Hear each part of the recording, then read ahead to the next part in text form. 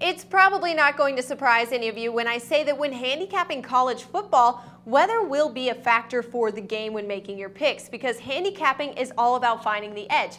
And bad weather or lack of bad weather can be that edge, but smart handicappers and bettors should know that it definitely shouldn't be your only reasoning when you're making a pick. Because think about it, how many times has a storm passed over a field during a game? Or how many times have you brought your jacket to work and sweated the entire commute home?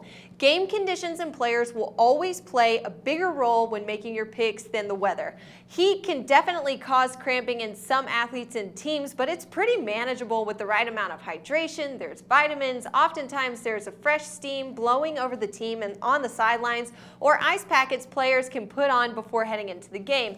A lot of bettors always think that snow and ice are the worst of situations for whatever reason when playing outdoors. Thus, when it snows, you guys like to take the under on the totals. Look, but something you may not have realized is that a lot of outdoor stadiums have artificial grasses, synthetically heated fields, and crews on the sidelines clearing the field at every possible moment to help keep that ground dry and easy to move on.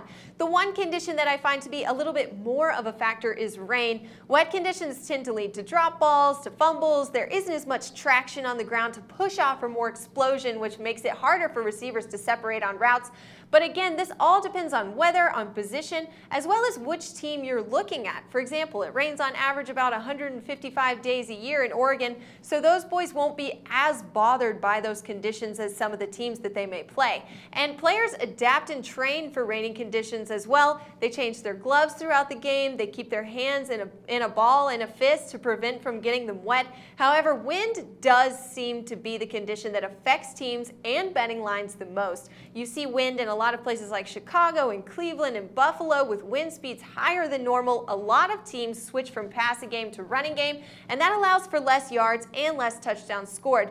With all of that being said, though, I still think weather conditions are very situational and shouldn't be a factor when making all of your picks. Use the information in selective situations when weather will truly make a big difference, like bowl games. If a team like Texas or Alabama have to play in a location with freezing cold January temperatures, or in the early season when a Big Ten team that isn't quite used to a hot climate has to play in a place like Arizona.